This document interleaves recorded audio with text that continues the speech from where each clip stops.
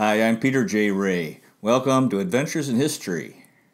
Today's topic is Comedic Pedro, 1977. Now, the cover photo for this video is of a shot of the actors from the TV show Happy Days, which aired from 1974 to 1984, so during this time period. Now, they had 255 half-hour episodes over 11 seasons, and the show is set, it was filmed or broadcast in the late 70s and 80s. Excuse me. But it was set in the 1950s into the 60s. So it was like a nostalgic show about the old days for people to reminisce. And Ron Howard, who played this boy in the TV show, the Andy Griffith Show, the little boy, the son of Andy Griffith, and later became a very popular, up till now, a Hollywood movie director. He played this teenager in the show. He's the main character, Richie Cunningham, and then his family is what the show is about. And then his friend, the actor Henry Winkler, played this character, Arthur Fonzarelli, who was known as Fonzie or the Fonz, and he became a national sensation and really the star of the show. He's this cool guy, a tough guy, and wearing leather jackets, and he would had his the hairstyle was greasy hair where they put oil and slick it back, and they always have these scenes where Fonzie will be looking in a mirror to fix his hair, and you go, oh, and he's oh hey, like he's already really handsome and everything. So he's this charismatic character. He's always very often at the home of the Cunninghams, and then the others, the parents of Richie, Tom Bosley, who played the father, Howard Cunningham, this good fellow, Marion Rouse, who played the mother, Marion Cunningham, his mother, real nice lady, and then there were spin-offs of this show, Laverne and Shirley, Mork and Mindy. And then also another important character was the sister, Richie's sister, the actress Erin Moran, who played the sister Joni. And so anyway, I watched some of these shows. They would start off with Monday, Tuesday, happy days, Wednesday, Thursday, happy days, Friday, Saturday, done, and this song. So it's the 1950s, but apparently at the end, it got into the 60s, and so there was a sort of the different culture, because the country had changed by the mid 70s into the 80s, and his high school life, and it was a fun show and very popular. I didn't watch it a lot, but Richie, he's a very endearing guy, this nice fella, and Fonzie was so funny because he was so this cool guy, and everyone thought, he, like I said, a national sensation. So Happy Days, it was a wonderful TV show that aired during this time. Now, in 1977, the events of that year, nationally and internationally, on January 9th, Super Bowl XI, or 11, Roman numeral XI, the Oakland Raiders defeated the Minnesota Vikings 32-14. On the 19th of January, the first and only snowfall in Miami, Florida. Yeah, this is before global warming. On the 20th of January, Jimmy Carter was inaugurated as the 39th U.S. President in Washington, D.C. On the 23rd of January, the Roots, the TV series, started on ABC TV, and this was a real phenomenon because it showed this family from Africa, an American family from slavery days, and it went on. It was this mini-series that went on for some time, and sort of chronicled the history and the hardships that African Americans had gone through, and going back to slavery days and tough. And I know it was good, to face that painful past in the history of our country. And there was, yeah. So anyway, in February, on March 10th, the rings of Uranus were discovered. Interesting, the rings of Uranus, which I don't think have any substance. I think they're gaseous, as far as I know. On the 21st of March, Focus on the Family was founded by Dr. James Dobson. This was a, Christian organization to try to help people to, because, our country was kind of we're having social problems, family problems, divorce, and so forth. And so trying to, the idea is to strengthen families through a Christian life. On April 7th, the Toronto Blue Jays played their first MLB game, pro baseball in Canada. And also the Seattle Mariners. So it was an expansion in Major League Baseball, Seattle Mariners. On the 21st of April, in Dover, Massachusetts, there was a sighting of an eerie monster. Wonder what that was. On the 30th of April, war started between Cambodia and Vietnam. They were actually Vietnam was a communist country. The Vietnam War was over, and then Cambodia became communist as well. But then they had this war. Of course, in Cambodia, they had the horrific killing fields, which was really terrible what they were doing, the Cambodian government. May 17th, Chuck E. Cheese started in San Jose, California. Yeah, this became a popular thing for kids. This place where they'd have cheese and, pizza, and they'd play these video arcade games. It became a popular kids' place, but I remember when I was in my 20s, I met some younger people talk. I didn't know I never heard of it, because it was not a part of my childhood, but this Chuck E. Cheese, I don't know if they're still around, it became very popular. Like if you'd have a birthday party for a child, you'd go there and have pizza and these games. Okay, May 25th, Star Wars, the first Star Wars movie opened. Yeah, so this would be in 77, I believe it's A New Hope, with Luke Skywalker and these iconic characters, Darth Vader and Chewbacca and C-3PO. And boy, people had no idea, and I did not watch it. There was no cable, cable TV, so if you had to go to the movie theater to see movies. No DVDs yet, and I didn't go. So, but there are some people from the beginning, but this was the beginning. Later, of course, it became so popular, and then apparently when Disney purchased the license or the franchise, now they're really coming out with a lot more. Very popular now. On the 29th of May, in the Indianapolis 500, A.J. Foyt became a four-time winner of that car race. June 5th, the Portland Trailblazers defeated the Philadelphia 76ers and won the NBA Finals, their only NBA championship. And Bill Walton was the MVP, and Walton has been a long-time NBA analyst since then. Actually, his son, Luke Walton, played for Cleveland, and I believe he's the current LA Lakers coach. June 12th, the Supremes had their final concert in Drury Lane, London. Drury Lane, which is referenced in I think I was at the movie Shrek. Anyway, okay, the 15th of June, the first elections in Spain in 41 years. They had a long dictatorship under Francisco Franco. I believe he had died. So this is the return of democracy in Spain. On the 26th of June, Elvis Presley had his last concert in Indianapolis, Indiana. Okay. People didn't know it because he would die, and tragically. On the 27th of June, Djibouti became independent of France. This is a country in East Africa.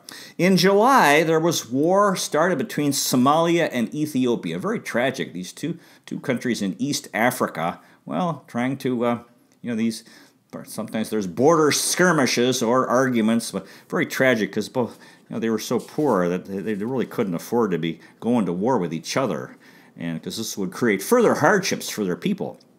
On August 16th, 1977, Elvis Presley died at age 42 in Memphis, Tennessee. Tragic. What a tragic loss for the world. This extremely talented musician and really a good guy.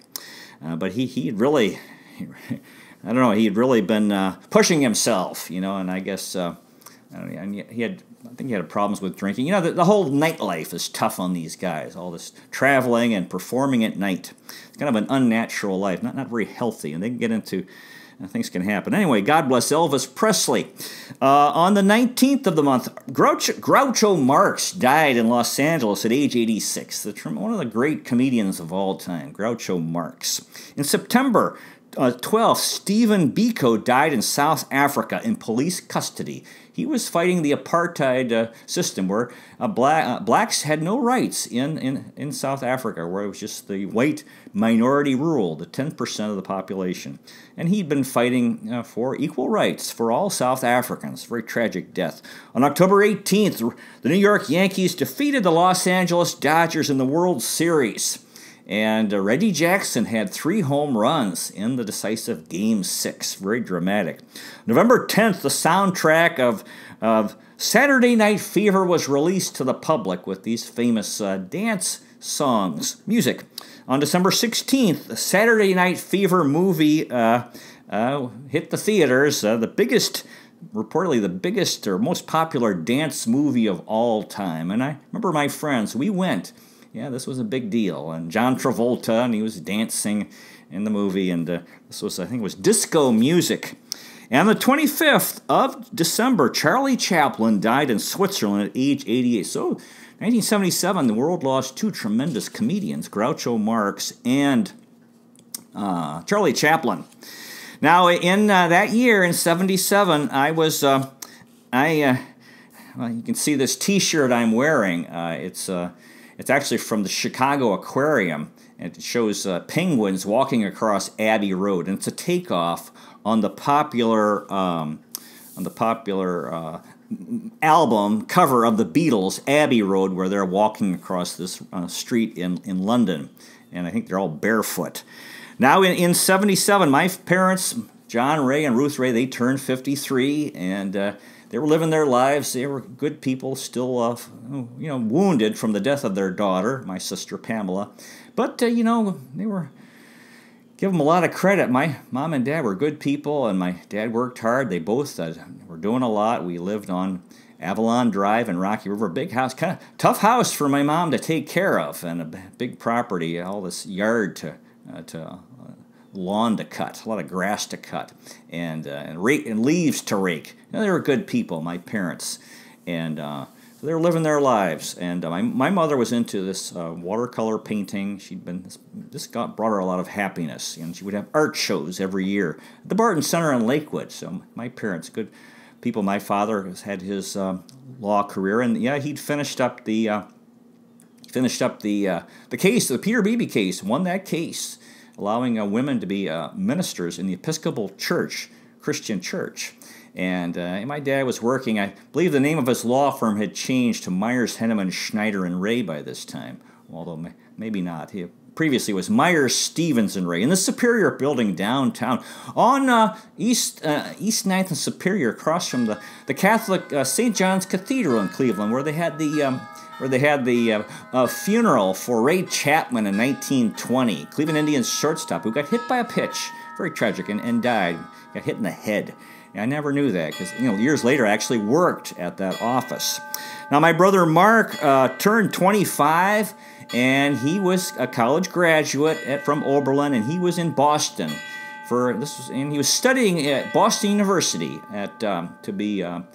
studying religion, working on his master's degree in religion. And he had moved to Boston after Oberlin, and he lived there for up until for about 15 years, something like that, from like 75 to 91. Okay, so Mark was, that's what he was doing. He was continuing with his education, and that was the main interest of him, which was religion. We would see him. He'd come home for Christmas and Thanksgiving. Now, our sister Pamela, she had died. It had been 6 years on April 11th, so she was in heaven for 6 years. And, this is how death is. You don't know what can you say about them? You don't know what they're doing, because that's how death is. People die, you don't know. But anyway, we wish her well, and I hope she didn't feel too bad about all the sadness that we had in our family for her. And I wish her well now, and I still consider her my sister. God bless. Pamela Ruth Ray. Yeah, and they say we go back and forth between heaven and earth, and we've lived many lives. I believe in reincarnation, and we've known many people. That's what they say when you go to die and go to heaven, unless. Or usually we come back to earth because we're not liberated yet. We haven't become pure.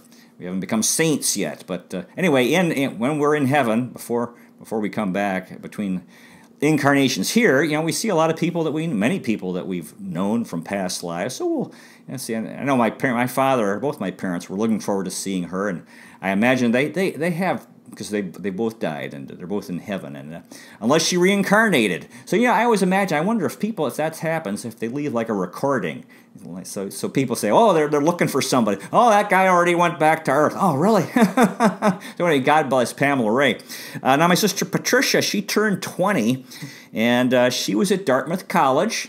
Had her second year in college. I think during this time she may have been at Brown, because I know she during her 4 years she had a year at Brown, and that became she had a big decision. She had a tough. She thought about transferring to Brown. No, she enjoyed Brown, and then Dartmouth in Hanover, New Hampshire, and she was studying French major. So Patricia was a college student getting her undergraduate degree. And now I turned 17 in May, and in June I finished up my junior year of high school, and then in the fall started my last year of high school, grade 12. And I was that fall when school started. Actually, I joined the cross country team. I wanted to be an athlete. Yeah, so I had tried out for the baseball team the year before I did, but got cut. I wasn't good enough. I wasn't that very good. So anyway, cross country, they take anyone. So I always wanted to be when you're, for a lot of boys, being an athlete, to be respected. And so they didn't cut anybody. You could join the cross. So I joined the cross country team, and I ran in races, and I didn't do very well. But I stayed on the team. I went to we would run every day after school. We'd go out running for like an hour, and these races. I never finished. I would always finish near the back of the pack.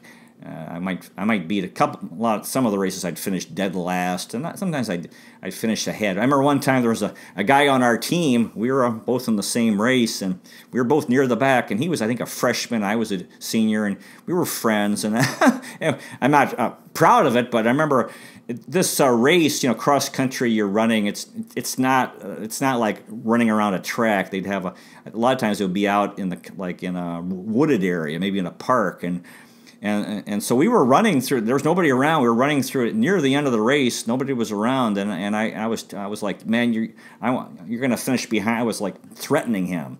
Well, not that bad, but to be, because I wanted to finish ahead of somebody. Now as the school year started, I made a fateful decision. I decided to.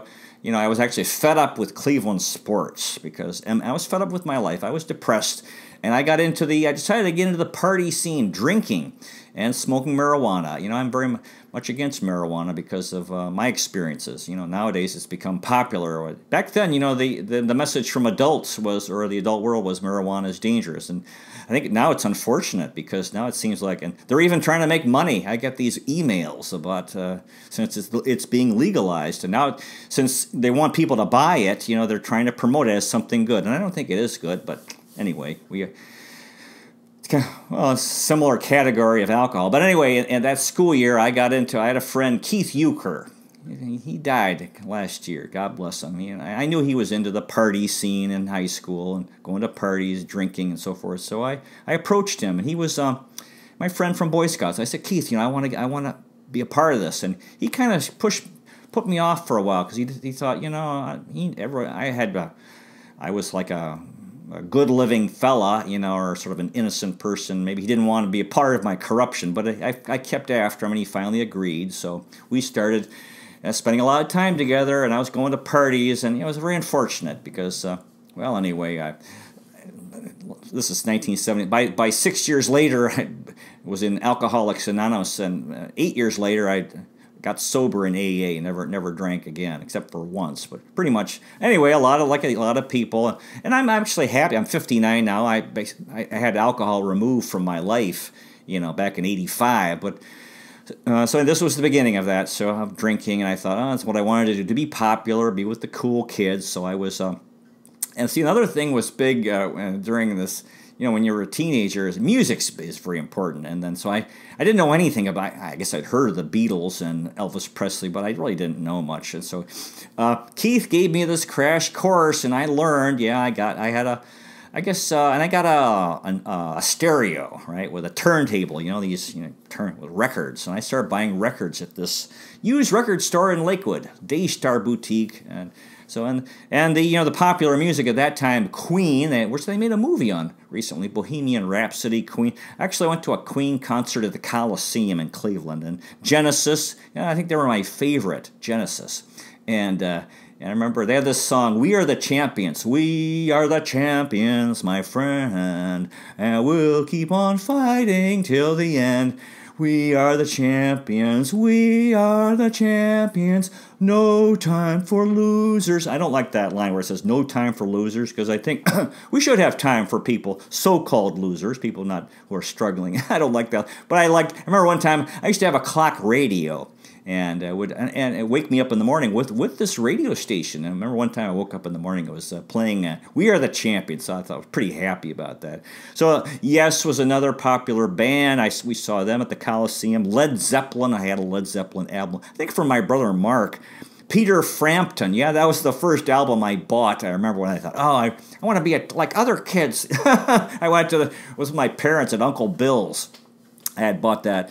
And the Beatles, of course, were popular, and David Bowie. And actually went to a David Bowie concert at the Coliseum, where the Cleveland Cavaliers played basketball for many years, and the Cleveland Crusaders hockey team briefly. And so in 1977, I was trying to, that's what I was doing, getting into that. It was very unfortunate. I was coming to the end of high school. And I was in these honors classes, and my grades fell. I'd been a straight-A student, but they fell because I was, all this drinking and stuff, and it wasn't good.